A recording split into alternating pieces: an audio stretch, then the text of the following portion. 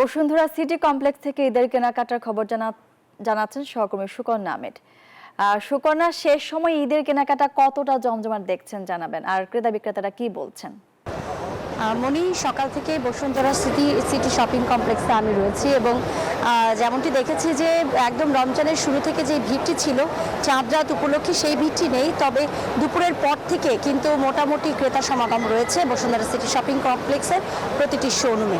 এবং যেহেতু শেষ মুহূর্তের কেনাকাটা, সুতরাং দোকানিরাও যারা রয়েছেন তারা কিন্তু মোটামুটি ঈদ সালামি অফার, যেটাকে বলা হচ্ছে ডিসকাউন্ট, সেটি দিয়েছেন। সুতরাং এই প্রয়োজনীয় কেনাকাটার বাইরেও কিন্তু বাড়তি আনন্দ যোগ করছে এই সালামি অফার, এবং পরিবারের সকলের জন্যই বিপণী বিতানগুলো থেকে পোশাক থেকে শুরু করে অন্যান্য অ্যাক্সেসরিজ যেগুলো রয়েছে সেগুলো তো কেনাকাটা করেছিনি। এখন বেসিক্যালি ভিড় রয়েছে। বান্ডেল থাকলে প্রতি সেনমানিতে টাকা বাঁচবে। বিকাশ সেনমানি বান্ডেল কিনে জিতুন প্রতি লেনদেনে। জুয়েলারি এবং কসমেটিক্সের দোকানগুলোতে, এবং ছোটরা যারা এসেছে তাদের হয়তোবা জুতো, ম্যাচিং করা জুতো, ব্যাগ, হাতের চুড়ি এগুলো কিনছেন ক্রেতারা। বিক্রেতারা যেটি বলছেন যে পুরো রমজান মাস জুড়ে আসলে প্রত্যাশা অনুযায়ী তারা বিক্রিকিনি করতে পেরেছেন।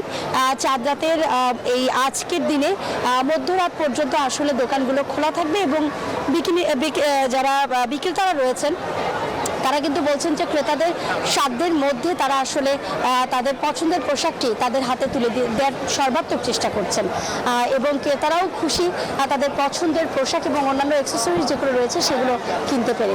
ঈদ বাজারে বসুন্ধরা সিটি শপিং কমপ্লেক্স থেকেই ছিল আমার কাছে সর্বশেষ। ফিরছি স্টুডিওতে। সুকন্যা, আপনাকে ধন্যবাদ।